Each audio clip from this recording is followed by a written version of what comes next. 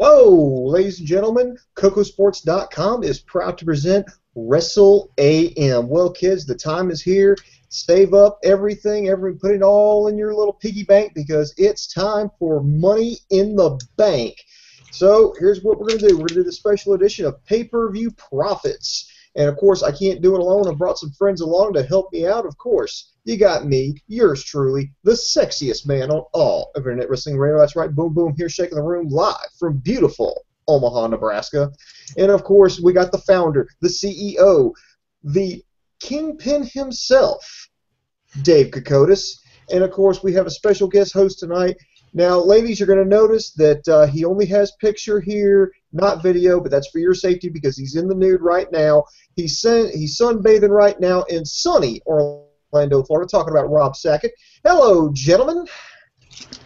How you doing, Booms? Doing just fine, just fine. You know, guys, we got a lot of big things coming up. Not only we've got the Money in the Bank pay-per-view, I've actually got some decisions to make because coming up this weekend, actually on Saturday, I've got a big decision to make. I can either go to the CenturyLink Center in Omaha and go check out some championship boxing. Omaha native Bud Crawford's going to be defending his WBO light heavyweight title. I cannot pronounce this Cuban guy's name that he's fighting, but he's undefeated. So is Bud Crawford. Something's got to give. So that's pretty interesting. Or I can go across the river into Council Bluffs, go to the beautiful Council Bluffs Armory, sarcasm, and check out some independent wrestling with Magnum Pro Wrestling. So, all right, guys. But enough of that. It's time for pay-per-view profits. Now, for those of you who may be a little bit new to this, and judging by our subscribers, there are quite a few of you. This is basically you predict who's going to win. We're going to run down Money in the Bank pay-per-view. We're going to run down the card, and we're all going to make picks. For every correct pick, we get 1 point. And at the end of the night, the person with the most points is the winner and therefore the pay-per-view profit. Now, the rules are quite simple. Just get your picks in before the pre-show. Once the pre-show starts, all bets are off. Can you change your picks? Yes, you can. But they have to be in by the pre-show. So simple. Where do you put your picks? Down here in the comments. Just look directly here below you and put who you think's going to win. That's just as simple as that. It's so simple, it's fucking hard. And trust me, I've had to score these things, and people make this shit hard. So please don't make it hard. Just put straight up who you think's going to win, and we'll tally them up after the pay-per-view. We'll have a show when we do the pay-per-review. But let me dispense with the formalities now that we got all that bullshit out of the way. All right, guys. We actually have a new match added to the card, and I'm actually going to start with that one. And we're going to work our way from the bottom of the card up to the top here. So, ladies and gentlemen, please bear with me here. So, the newly added match is Layla versus Summer Rae with Fandango as the special guest referee. Now, Dave, you want to take it away here? Take it away here. Now, this whole feud basically centers around Fandango. He split up with Summer Rae over Twitter. She went to go film the Marine 4. In the meantime, Layla picked up as Fandango's valet and dancer. These two have been kind of feuding back and forth. They've thrown milk, kitty litter on each other. It's gotten pretty brutal for diva standards. And Fandango at the center of it says he loves Layla, but Summer Rae not really quite ready to let go of him. Dave, what say you? I guess I'll go first. You know, unlike Rob, who's comparing this to the Mega Powers breakup. Whoa. That was you fucking son of a bitch. I will beat you. For a Divas match, I actually enjoy this. I think Fandango being a referee, I don't know. For what it is, it's the best that they could do. You know, it's like that one friend who's really poor, or that one friend who really is stupid, or, you know, he can't really draw a picture that well, and you get a gift, and you're like, well, that's the best you can do. You say thank you. With this talent, that's the best WWE can do. So I find it to be interesting. I think Fandango is going to play a part in it. It's going to be more comical. Hopefully it's not too long. But you know what? I say true love wins out. I'm going Layla. Layla is my pick. All right, I got you down for Layla. It's the best that they could do. All right. It's like Now, Rob, now what is your pick? I mean, do you like this feud? Are you liking the way things are shaping up, or are you kind of blowing this off? How are you feeling about it? Who do you think is going to come out on top? Well, I didn't liken it to being similar to the Mega Powers breakup, like this other son of a bitch. So I'm not that into it.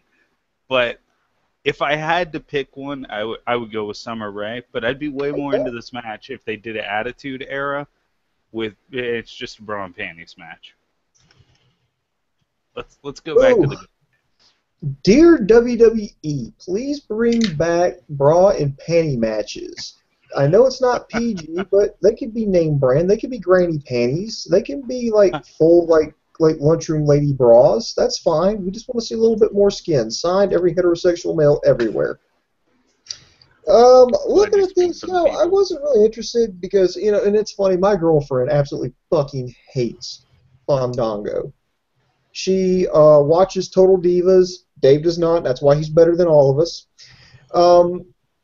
So she thinks he's a complete ass. He's conceited. She doesn't know what, really what's, character versus what's really him. And it just drives him crazy. And she cannot believe there are two women that are basically feuding for this guy. And it disgusts her. So I'm actually going to agree with Rob. I'm going to go with Summer Rae. I think she's going to come out on top. She's got a lot of momentum built up, particularly with her work with NXT. They're going to want to promote her in the Marine 4. So what better way to kick off everything but with a victory over Layla? And with a storyline return of The Miz as her new boyfriend to stop Fandango from being impartial, or failing to be impartial. I smell a tiebreaker question. So, Rob, hang on to that thought here. We're gonna do some tiebreaker questions. So keep that in mind here, and that's actually pretty good here. Next, we have some tag team action. We've got the Rhodes brothers. They have now, refound themselves. You've got Goldust, and now teaming up with Stardust to take on Rybaxel.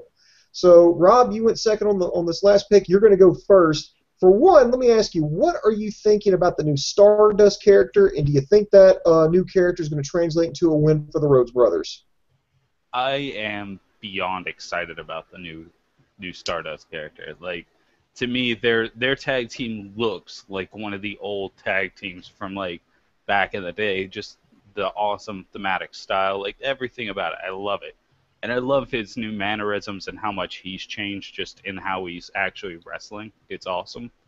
So I definitely think they're gonna win because WWE, I think, is gonna give him a pretty decent push, considering they don't really look at him as a title contender.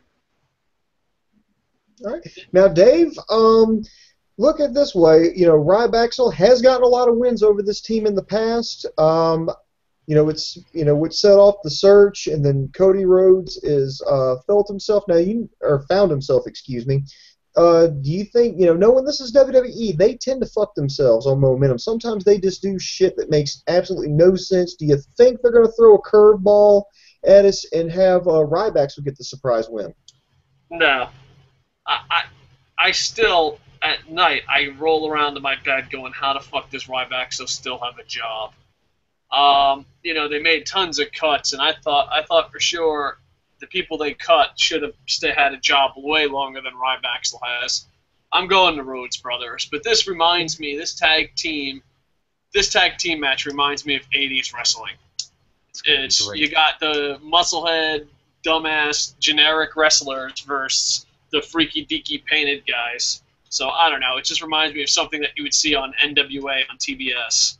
So I'm going to Rhodes Brothers too. Wow. Plus 5 points to you, Dave Kocosports, for making an NWA on TBS reference. So there you go. Wow. Good one. Now, as far as my picks goes, I've got to agree with both of you. I like the Rhodes Brothers. They did an amazing job. In fact, they were the only thing that saved the Night of Champions pay-per-view last fall. They had a great tag team title run. In fact, Goldust has been, in my opinion, doing the best work of his career. Well, they ended it in January with a loss to the New Age Outlaws. They completely fell apart. We all thought they were teasing Cody versus Goldust at WrestleMania. Of course, that never happened, to which we all threw our fucking hands up in the air and go, what in the hell was the point then? to me, I think this signifies that, okay, maybe we were kind of premature, splitting up the Rhodes brothers. They were a really hot act. We really need to, get a little bit more depth to the tag team roster now that we fired, 2/3 a three-man band. One half of Los Matadores is injured. We need to restock a little bit here. So let's put them in here and let's rebuild up that momentum. Cody Rhodes, man, this guy could play any kind of character. He can be a good heel. He can be a great face, and now he's playing this quirky character. He's the kind of guy you can give him anything, and he can just fucking run with it. This guy is a born and bred professional wrestler. I like the way things are coming, and I hope they build them up for another tag team run because this is absolutely amazing. So I'm going to agree with both of you guys. So we got a sweep right here across the board. We're going to go all Rhodes brothers. And hold on, I just want to say something about Cody. How the fuck, Cody with his acting skills, how the fuck isn't he in a WWE film? Kane is starring in his 27th fucking sequel of fucking masturbating in a cage, and Cody Rhodes can't get his own WWE film? He doesn't do enough I really don't think, you getting your own WWE film is a sign that you're over. Because, I mean, think about it. Did the Marine 2 really help out Ted DiBiase Jr.? Did Behind Enemy Lines 2 help out Ken Kennedy? Did that fucking 12 Rounds Part 2 help out? Okay, that's a bad example, Randy Orton, but I don't want to talk about that. The Chaperone. Oh, fuck. I never saw that. There was a part 2 to 12 Rounds. I saw the one with John Cena. I didn't see the one with Randy Orton. Yeah, there was another sequel. Yeah, there was a sequel to it. Randy Orton played a paramedic who had to play the game. Is it as bad as I picture it? Because I want to fucking rent that movie and just see the most horrible movie ever. I'll tell you what, maybe we could do, let's do a charity drive. I'm just thinking of this now off the top of my head. Now, Dave's a nerd like me. I don't know about you, Rob, but me and Dave are total fucking nerds. What if we could get it, stream it, and we could pull an MST3K? I don't know. Have you seen the one with Edge in it? Oh, the one with Jamie. I know what you're talking about. That's on YouTube. You can go watch it on YouTube, dude. It's bad. It's horribly bad. Yeah, anything with Jamie Kennedy in it, you should just be scared. Be very, very scared. I remember going, oh, I'm not a very good writer. Then watching Edge's movie and be like, I can make it. I think I have a chance. If this script can be made into a movie, dude, it was just so bad. Like it was the home run. Like Michael Bay is bad, but at least you can go for special effects. Or sometimes indie film will suck but have a good script. Dude, this was the home run of bad movies. I don't know what it was called, but please go watch Edge's movie. I don't think it was a WWE Films one. Someone besides WWE Films thought it was a good idea to put Edge in a movie. It's great. It's on YouTube. I know they promoted it because they used to have the poster in the background whenever they were doing stuff with WWE. I remember that poster being in the background, so WWE knew about it. Apparently was behind it. But anyway, guys, we're getting off topic. That tends to happen when Dave doesn't take his ADD medication. So we're going to jump back in this thing here. Next, we have another Divas match. However, this one is for the Divas title. Now, I'm actually liking this match. After this past Monday, I'm liking this match more than I did 2 weeks ago. You have Paige defending her Divas title against Naomi, one half of the Funkadactyls. I like this because Naomi can actually wrestle. I was actually there in Omaha, at Raw, and watched her get hurt because I saw Oksana go down with the elbow, but when she was doing that motioning with it, she actually kneed her right in the face and busted her orbital bone. And to her fucking credit, she finished the match. She celebrated, but as soon as those lights went down with the segment, she grabbed her fucking eye, got out of that ring, and she got signaled the trainer. The trainers got over there, and I was just like, wow. That is professionalism. That's fucking tough. And then she even wrestled with an eye patch on. So she definitely earned my respect. So she's a very good wrestler. Paige, phenomenal work in NXT. Had some great matches there with Summer Rae, Emma, first ever NXT Women's Champion, I should add. And, I'm really liking this. I think we may actually get to see a good women's wrestling match, and I think this has the makings of it. With that being said, Dave Kokotis, do you think they go ahead? There's been talks, I should say, that the WWE's not really confident with Paige. They just kind of gave her the belt by default. Do you think those rumors are true, and then they'd be willing to take the belt off of her and pass it off to one of the Funkadactyls? I believe. I don't know if the rumors are true or not, but I do believe that WWE hates fucking change, hates young people, and hates people that just are not their fucking chosen people. Yeah, I'm gonna go Paige. Naomi has a great story, but they're not telling the great story. I think Naomi has a great future. I just think it's too soon for Paige to give up the title. So I'm going to go Paige. Because I think if Paige loses the title, she'll be forgotten about very, very quickly.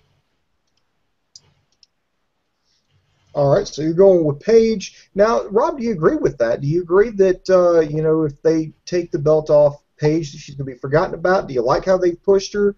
What do you think about the build-up to this feud? I love Paige. I think she's awesome. I've been all aboard the Paige train since she showed up on Raw. But the writing they do for her just sucks. They don't give her real stories. It's just right now, two women being bitchy and being fine, we'll fight. That's their storyline. Just two catty females is their story. I think that part sucks, but I like her as a wrestler. I think she's great, and she's gorgeous. So. Oh yeah, I definitely would not kick her out of the sack. I will just say that right now, and not taking away anything from Naomi. If she wasn't married, oh god, yeah, oh yeah. All right, so I guess it's safe to say, Rob, you're going with Paige? Yeah, definitely going with Paige. I don't think they'll give up on someone that soon after making him champion in the Divas division. I think they'll let her go 2-3 months more before they really just go, all right, fuck it, it's not working. Yeah, I'm going to agree with you guys and go with Paige. To me, that wouldn't make sense. I think they could do a better job of, okay, Paige is a new character. She's your champion. It's okay, well, a lot of their fans are not watching. They're not watching NXT, or they haven't watched NXT, so they don't know who she is. Why should we get behind this guy? What's her story? Okay, she should bring that up. Hey, I've been training since I was a little girl. I come from a wrestling family. It's in my blood.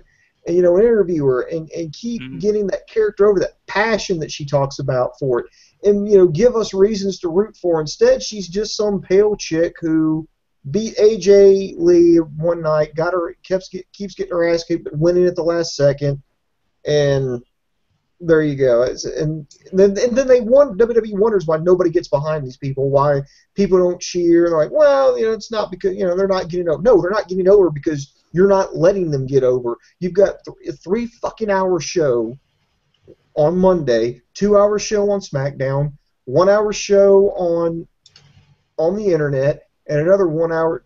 Yeah, I think it's another 1-hour show online on the WWE Network to get these people over. But for some reason, you're going to wrestle 3-minute matches and then do 30-minute promos and backstage vignettes. It makes absolutely no sense to me. And I'm surprised they don't mention her following before WWE. She's been wrestling since she's been a very young teenage girl, and maybe sooner.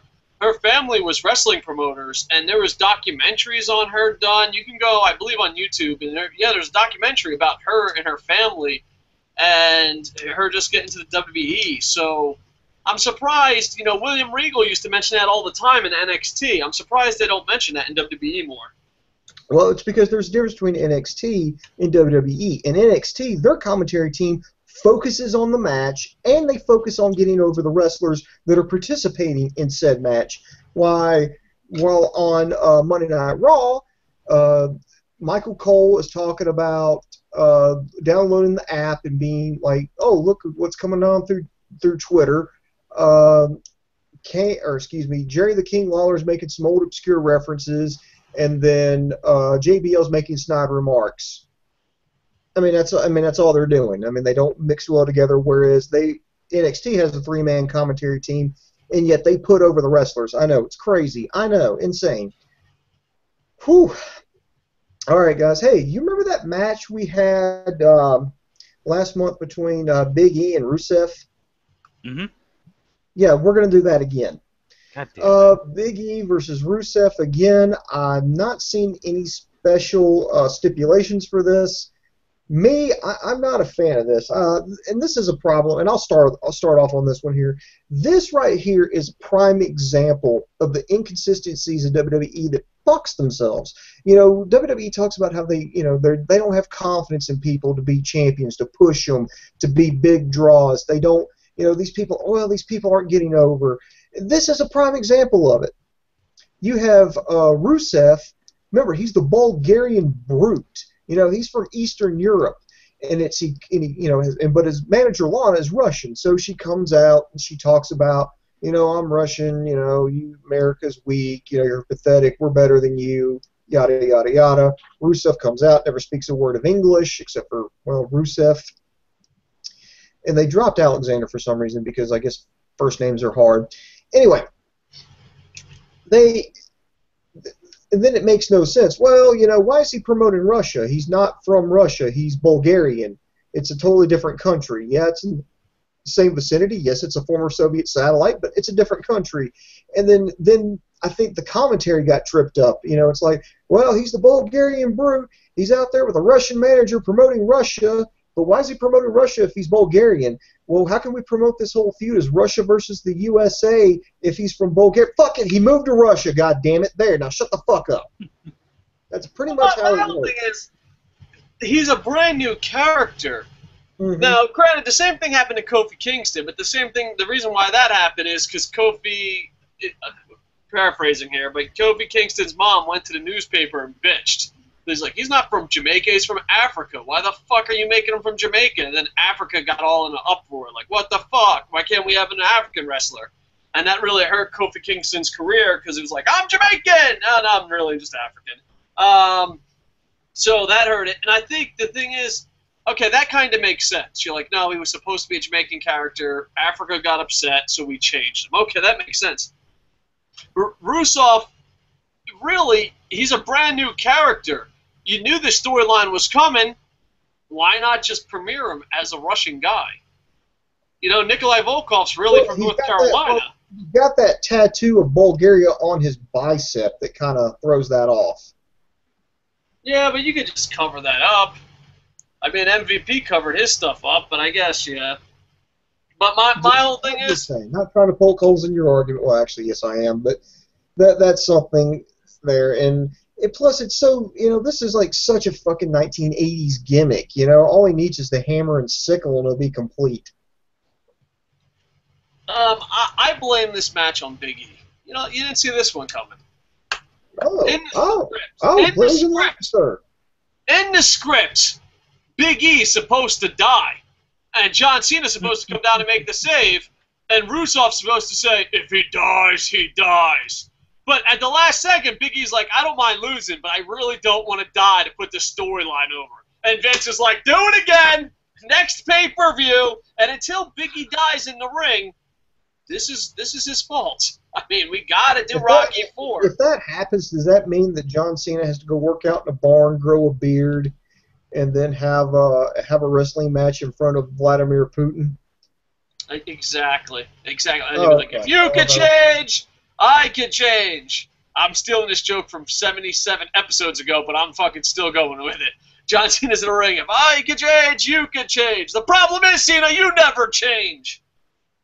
Anyway, I'm going Rusev. Rusev? Yeah, Big E's playing the part of Apollo, and Apollo doesn't win in Rocky IV. The worst part is, like, I can see a really great and feasible story they could be doing with Rusev, but instead they're just doing stupid shit over and over.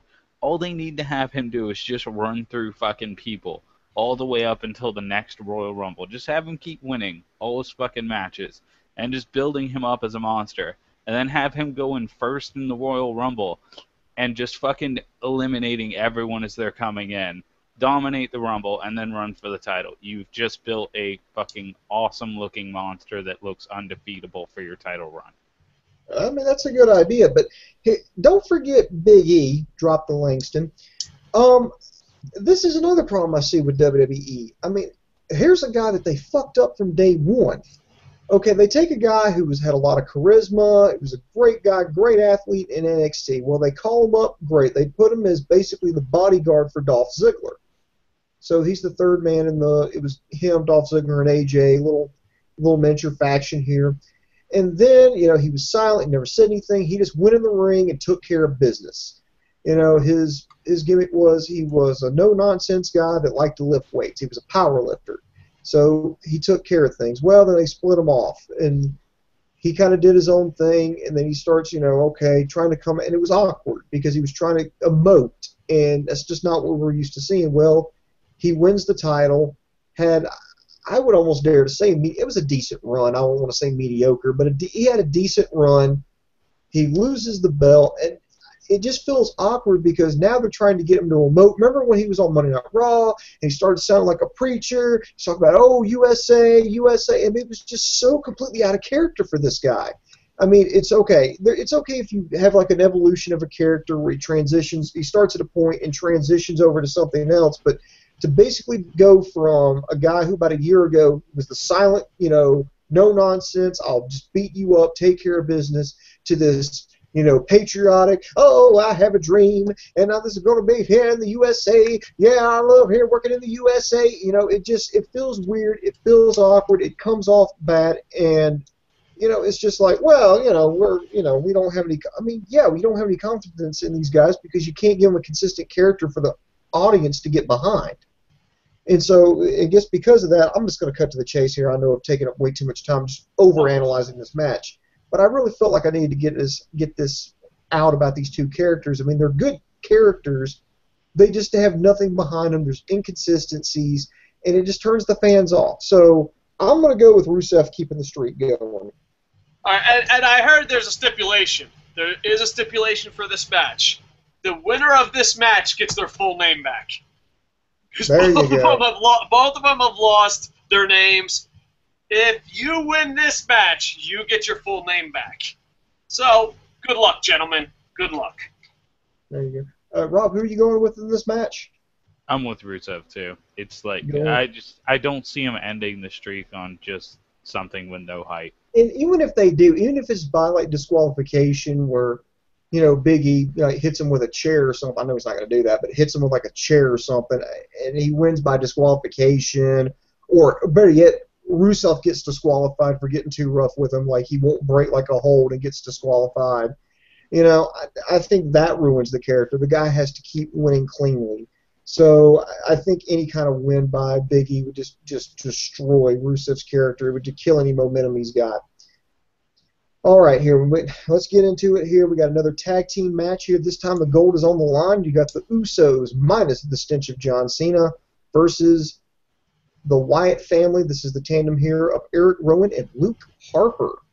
Rob, we'll go ahead and start with you on this one. Who are you liking in this one? I am really excited about this match because, like, you can ask Dave. Since I started watching, I've been hyping how awesome I think Harper and Rowan are for their size. I hope they win. I'm thinking they're going to win because I think they're going to just become absolute monsters. Like, I think they're a great tag team. They're great wrestlers. And I hope that they win because, damn, I want to see gold on them. And they don't have John Cena's herpes like the Usos do for laying with him. All right, so I guess it's fair to say that you are going with the Wyatts. Now, Dave, do you agree with Rob's analysis there? Do they still have too much of the stench of John Cena on them, at least for the Internet Infantry to get behind them? Or two, do you think they finally, they overcome, they had a couple of matches where one member won, the other member lost. This was on both teams in the opening matches for Monday Night Raw. And here's another thing. This is another question that constantly gets brought up with the Wyatt family.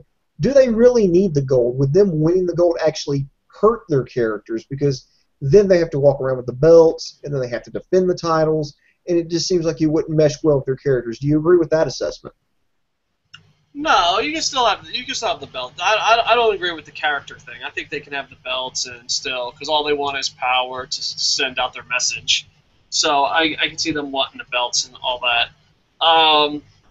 Yeah, this one I think in my head is going to be the closest, most exciting. I could make an argument for both, but I think if Bray Wyatt does win the title, the Wyatts will win the title too. I just don't see that happening. And I think the Wyatts would be a way better feud to go with the Rhodes brothers. So, but I don't know. I like, it's so weird. When I'm booking and telling a story, and I'm seeing the future, I'm being a pay-per-view prophet, I see the Wyatts having the title. But I'm still going to pick the Usos.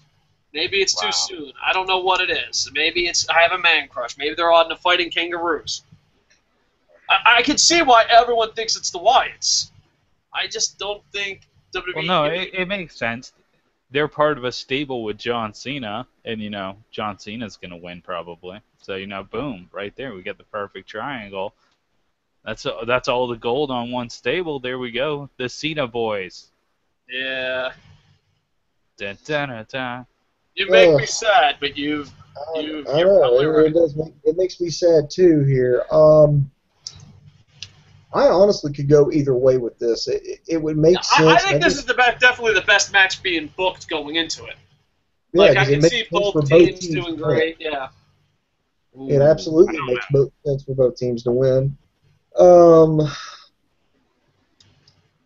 You know what? I'm just gonna and this is the only reason I'm picking them is because they're on my pay-per-view profits team. I'm gonna go with the Usos. I think there will be a title change. I just don't think it's gonna be at the pay-per-view. I think there's more to be done with this. And now, if they lose, I definitely see them chasing each other for a while for the tag team titles. So, but I'm still gonna stick with the Usos. All right, next, guys, we get to the Money in the Bank matches here. Now, before we even get into this, let me ask you guys, are you excited about these two matches? Are you satisfied with all the people involved in them? I am. Well, not as much with the actual title match, but with this one itself, like, the only person I don't like in it is Jack Swagger. I think the rest of them are all great. Yeah, but Jack Swagger's a returning champ.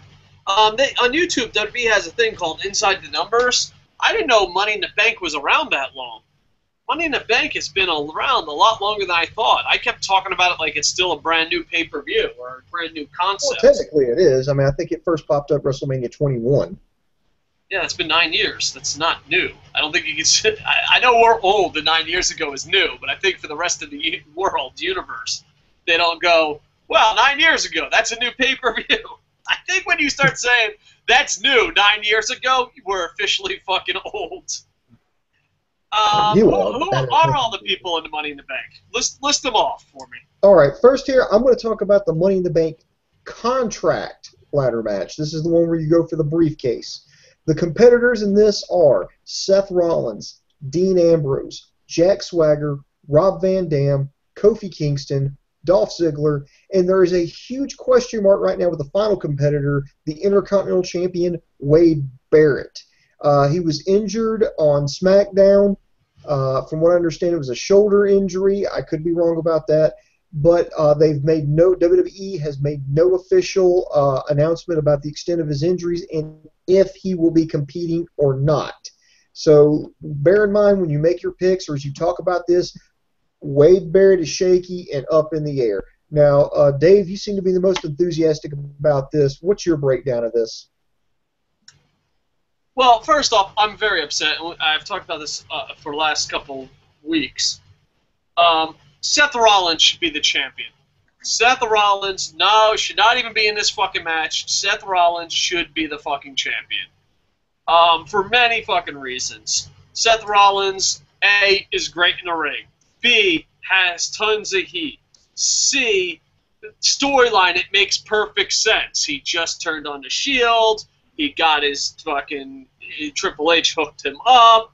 And all that, but the fans want to see a great wrestler, and he's the perfect guy for people to forget about Daniel Bryan, why he's gone. I have no idea why Seth Rollins is in this.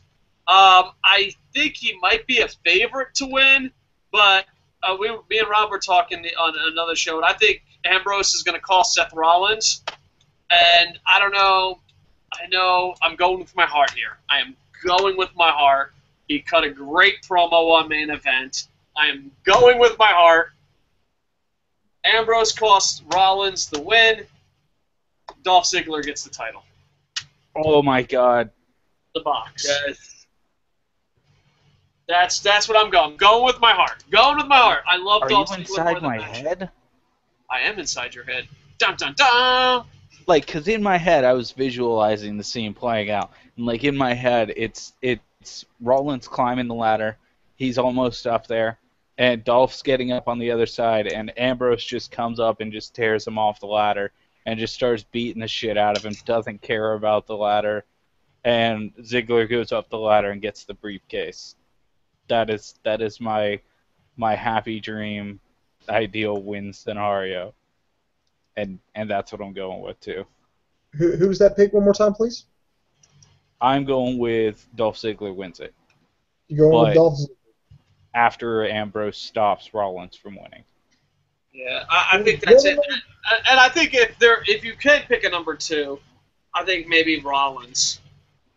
I mean, he has to get something for betraying his best buddies or his teammates. Yeah. But go on, Booms.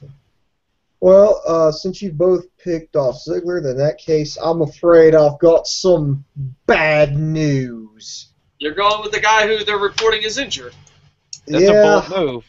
That's a bold move. I've actually got a backup prediction. I know I shouldn't have this. This is kind of illegal, but I'll do this. I'll tell you what, I'll do this as part of my when we go into tiebreakers. But right now, I'm going to go with Barrett because I've got okay. If I'll explain everything in tiebreakers. I'm not because if I go in this, I'm going to spoil some things, and I don't want to do that right now. So I'm going to go with Wade Barrett. They're pretty high on him right now. The fans are behind him. He would be a perfect foal for a champion. I'd love to see him walking around with a briefcase, just kind of teasing it, where he could become a dual champion. I just want to be the bearer of bad news. WWE.com is reporting he was injured during SmackDown's tapings, which I think aired tonight in America. I just want you to know that's what WWE.com is reporting. But they're not saying that he's out of the match. I mean, they could work around it. They could do. Remember now? Granted, he didn't win it, but remember the Miz, how he got injured during the Money in the Bank, went to the back, and then limped out. It looked like he was going to climb the ladder while everybody else was out. I could picture them setting something up where Barrett does something similar because it's perfect heel territory. I'm hurt. I'm not able to compete, and then everybody beats the crap out of each other. It looks like a fucking car wreck in the ring. He just kind of waltzes up in there, climbs the ladder, boom, takes the briefcase off the hook, boom. He really didn't even have to break a sweat. He's your number 1 contender. I can see something like that happening. But I've got another theory, but that's going to come up a little bit later. Then you've got the main one, the big one to fill the vacancy for the WWE World Heavyweight Title. You've got the following here: John Cena, Roman Reigns, Alberto Del Rio, Randy Orton, Cesaro, Sheamus, Bray Wyatt, and Kane. And Dave, I think me and you have actually been invited into this match with look at all the list of competitors. I think I think our invitations are in the mail right now. I think as long as we can make it to Boston, I'm pretty sure me and you can compete in that. But can I go first? Can I go first? Okay, Dave. Assuming we don't make it, who are you going with? All right. I know that Amazon put out a poster for SummerSlam. I know fucking life sucks. I'm not feeling good. I'm just gonna get it out of the way. Dun dun dun dun. John Cena will ruin one more thing. Money in the Bank has been one of my favorite matches and favorite pay-per-views. And you know what? He knows that brings me joy. He knows. He has his little John Cena fucking senses like Spider-Man, and it tingles. And they're like, you know what? Fucking Dave Coco, he fucking loves Money in the Bank. I need to go ruin it. Dun, dun, dun, dun. I mean, I might as well just start the Let's Go Brock Lesnar chants now. Let's go, Brock. Let's go, Brock. That fucking douchebag is gonna fucking win. Fuck you, WWE. Fuck everyone, dude. Life sucks. There. Rob, your turn. I'm more optimistic than you, Dave. All right, good. See what I think it's going to happen. I think it's going to just be a knockdown, drag out, and Kane's going to be trying to fuck over Roman Reigns from winning the title the whole fucking time because Kane's worthless. And I feel like what's going to end up happening is we're going to see John Cena and Bray Wyatt going up the ladder together, and then Roman Reigns out of nowhere spears John Cena off the ladder because he's going to be the hero we need. And then Bray Wyatt climbs the ladder and gets the belts. But at the last second, Roman Reigns shoots up like a dolphin and grabs one of the titles and pulls it away as its own. So I predict Bray Wyatt and Roman Reigns win the titles, and John Cena doesn't have a title match. He just has a match. I don't see a belt on the poster. That is true. There is no belts on the poster, which is a good thing. And, dude, let me tell you something. I am a very negative person. I will cry tears of joy if fucking Roman... I will love Roman Reigns for the rest of my fucking life. Right now. He could be the worst wrestler ever. He could turn into Sheamus tomorrow night. I will be Team Roman Reigns for the rest of my fucking life if John Cena is about to win the titles and he gets speared by Roman Reigns. That's it. Right, I'd fucking love him for... I'd have tears of joy. You remember that. Tears of joy. You know, Rob, I really love your prediction. I really do. And part of me is really, really pulling for that prediction because that sounds fucking awesome.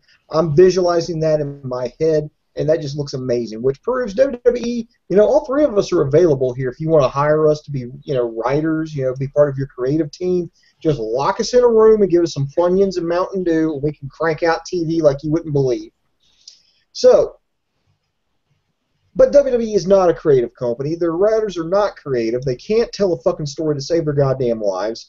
And when WWE gets in trouble, what do? They hit the reset button.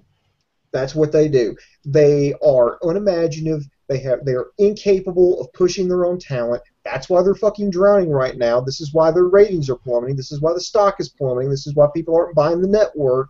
They have no confidence in this company to create new people. It's been 10 years later, and guess who's still feuding? Guess who's still on top? And when stuff gets in trouble, they don't know what to do. And when they don't know what to do, they hit the reset button. And what's the reset button? Bum, ba-dum, bum. Bum, ba-dum, bum. Bum, ba-dum, bum. So this is WWE. If it was up to me, hell, I'd have Cesaro win it. But it's not up to me, obviously. So, they're going to hit the reset button, and they're going to go with John Cena. All right, but do either of you think that they'll end up having one title go to a different person? Like, do you think it'll be John Cena and someone else? Now that's you know what? How about that? We let that be a tiebreaker question. In fact, we'll do that right now. Let's do tiebreakers. Tiebreaker question number 1. Do two people come down do two superstars each come down with a belt? So there are two wrestlers, each grabs a respective belt and comes down with them. Does that happen? So I'm going to say no. I think yes. I think they would be foolish not to do it because it sets you up with a great month-long or 2-month-long storyline to have one of the champions want to unify the belts. Okay. Dave, what say you? And I'm back, gentlemen. Sorry about that. All right. Dave, I'm going to ask you, I'll ask you again. This is a tiebreaker question, do you believe that either one person wins it all, or do you believe two people are going to come down with a different belt? I hope, in my heart of hearts, I hope it's two people. I really do. But I want to win pay-per-view profits. I think it'll be one. I'll be rooting for two people because dun dun dun dun needs his title, and it would be great to have someone else have a title. So you're saying no. So you're saying no. I'm one saying person no. I'm saying no, but I want to add something to that. My official answer is no. But there's one thing I want to add. If it's John Cena with one belt and Randy Orton for another belt, I'm going to become a full-blown alcoholic and kill myself. Just put that out there. You don't need the alcohol to kill yourself, Dave. Well, no, that's how I'm going to do it. I'm just going to become an alcoholic. What And be like, this is for you, John Cena. You can't see me because I'm fucking pissed drunk, fucking landing in fucking train tracks. Hold on, Dave. What if it ends up John Cena and Kane, and then you would be able to lock them into a title feud for the rest of their lives? Yes. It doesn't affect me. I just feel like, what can you do? I don't know. It would just be great. Maybe Cesaro wins one. I don't know. Just give us. I know it seems weird, WWE, but like, can we just beg for one good? Can't the champion just be a good wrestler? Can't he just be a good wrestler? Can't we fucking have that? Dude, I'll tell you what. If Cesaro wins this cleanly, nothing fucking done, I will go to Vince McMahon and hug him and say thank you. Like, thank you, Daddy. Thank you for finally giving me something. But no, John Cena's walking away with both of them. All right, go ahead. All right, next here, and this is a tiebreaker. This is one of my tiebreaker questions here. In the Layla versus Summer Rae match with Fandango as the special guest referee, does Fandango turn on one of the girls and straight up determine the outcome of the match? Does he hit somebody with a move and pull one girl on top of another, or intentionally count really fast, or blow a count intentionally? So does Fandango turn on one of the girls in the match? Basically, does him turning on somebody influence the outcome of the match? All right, I'll go first. All right, you want to go first? You go first, Rob. All right, I definitely think it does. I think that they won't have built up Dave's favorite soap opera story in the Mega Power show, as he puts it, just to have it not end up getting utilized. And I feel like the only way to really utilize it and have him as a special guest referee is if he fucks something up. I mean, do the special guest referees ever not fuck something up? Like, putting one in a match is basically saying, we're going to fuck with this match. I think, go ahead, Booms. Go ahead, Booms. I'm going to say, that Fandango turns on Layla and goes back with Summer Rae. I'm gonna say that he doesn't go back with Summer Rae though, because her boyfriend The Miz comes running down to the ring and stops him tampering with the fight. Interesting. I like that. What do you think, Dave? Do you think he plays it? All right, I'm going to go with this. I think he's playing the part of Lita in Hardy's. I think someone will get a 3 count. He'll go 1, 2, look at his hand, go fuck, get 3, but the person he didn't see had a foot under the rope. So I think he's going to fuck up, but I don't think he's going to turn on anybody.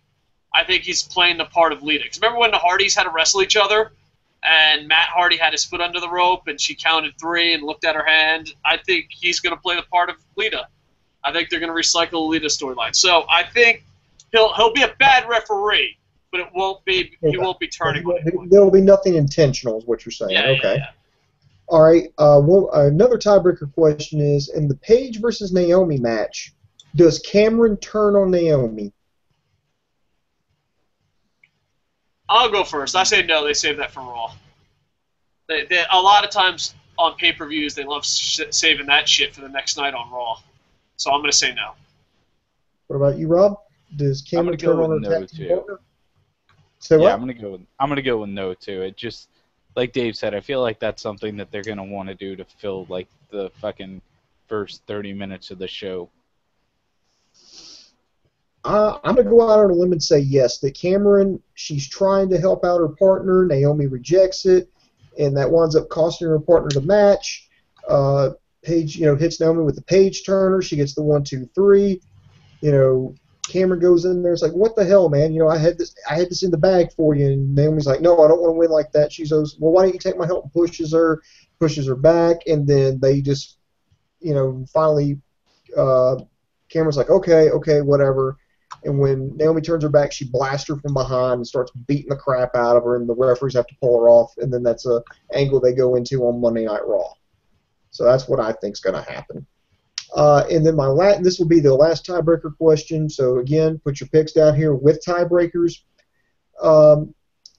This Money in the Bank contract ladder match, there's issues about Wade Barrett. Let me ask you this. If Wade Barrett is unable to make it, do you foresee that spot being filled by Brock Lesnar? Because here's what I'm envisioning. Barrett gets hurt. He's hurt. Is this real? Is it kayfabe? I don't know. But if not, if it's real or whatever, and this is something I'm going to do anyway, why not do this? You have Wade Barrett is out. You have that announcement, and they're talking about trying to find a suitable substitute. So here's what you do. You tease somebody like, and I'm not picking on this guy, but Christian. You say, okay, well, Christian's going to be the fill-in. He's cleared. He's ready to go. But just before he goes out, he's hurt. Somebody's been hurt.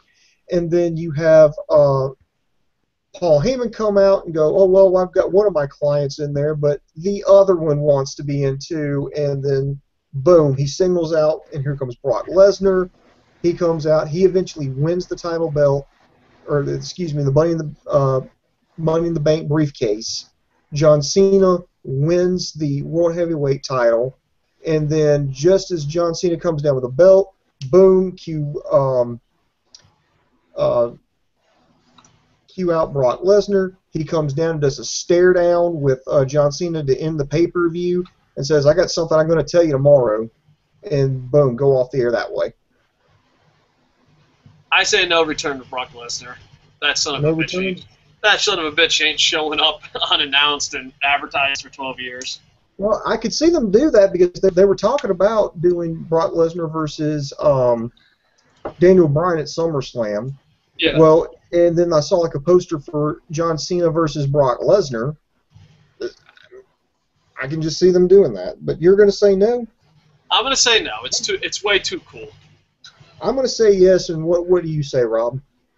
I'm going to say no because I don't think they can afford to have Brock Lesnar make that many appearances this early in the year. They're making cutbacks right now. They can't afford to get him to make more appearances. Dude, I'm so happy for Brock Lesnar for fucking just shoving it to WWE. Like they'd have to fire another NXT superstar just to get him to show up at this pay-per-view. Josh Matthews. Josh Matthews fired. Brock Lesnar gets one more day. There you go. They just fired 11 guys and Josh Matthews, and now guess what? Brock Lesnar can make more appearances now. Congratulations. All right, we'll go to some live comments, but from Facebook, today is Pipe Bomb Day. According to Facebook, which Facebook has been wrong before, today was the day that CM Punk laid the pipe bomb. Now we'll go to some live comments. Mr. The King. WWE should have a match with the NXT Championship on the line at all pay-per-views. Agreed. I would even like NXT guy to show up to replace Barrett if it ain't Brock. Trey Beeman says, I think the Wyatts will win to continue the feud with the Usos and continue to push of their gimmicks. All right. Here's Mr. The King's picks. Summer. I will tally those up. Go to the next comment. All right. Trey Beeman says, I hope Dolph wins the contract. He's been in the bottom of the card too long. Ain't that the truth? I hope Roman Reigns wins. # Shield guy. Then we have 9 more. Bam. I've learned over the years. Oh, this is Mr. The King. I've learned over the years that when Cena talks about winning, he does win. And also, the poster. There's the poster. He talks about winning. He's gonna win. And if you ever notice, this is when I know he's gonna win the title. Facebook sends out press releases and photos of him doing charity before the pay-per-view. Go look. Pay attention to Facebook. Facebook will tell you when he's going to win the title. They're sending out everyone. They're doing, John Cena's not a bad guy. Look, he played catch with this blind kid. And then you're like, fuck, he's going to win the title. So, yeah, I think John Cena's going to win. Hopefully I'm wrong. This is going to be a tough Money in the Bank pay-per-view to accurately predict. I agree with that. That's from Forsaken. Happy birthday, Forsaken. Yesterday was his birthday. Mr. the King! If they separate the titles, one would be irrelevant. I'll say if there is 2 winners, they will fight to see who is champion, and one of those people will be John Cena. I almost agree with you, Mr. the King, but I'm going to stop you right here. John Cena's going to get his title no matter what, so wouldn't it be great if a Dolph Ziggler and Cesaro feuded over another title? I would just, if you're going to have 2 titles, have one for dun dun dun dun, look at me, I'm special, dun dun dun dun, and then one for real wrestlers. So I think that's the only thing. I think 2 titles is just stupid though. Like I think that it should be split up into 2 winners, but I think that that's only so that in like 2 or 3 months they can run a storyline to unify the belts, because they need to just have one goddamn belt. It's stupid having 2. I don't want 2 champions. I want 1. Yeah, but the problem is Big Gold still sells so good. Like, if people stop buying Big Gold, you know, the WCW Ric Flair's title belt, if people stop buying that, there would only be 1 belt.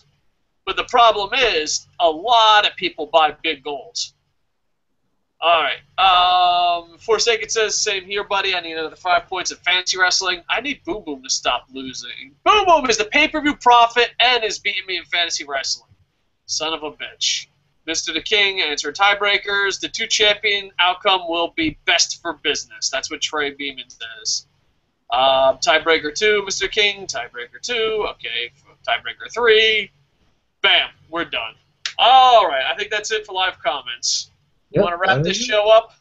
Yep, it's going to go on it here. So, in the meantime, be sure to check us out at Kocosports.com. That's KOCOsports.com. It's your home for all combat sports, which includes boxing, mixed martial arts, pro wrestling, amateur wrestling, sumo wrestling. If you can get your nose broke doing it, man, we got you covered right there 24/7 with news, gossip. We've even got our very popular video-on-demand section, so be sure to check it out at Kocosports.com. It's where the world goes to kick ass. Awesome. He's Rob, so much better at that than you.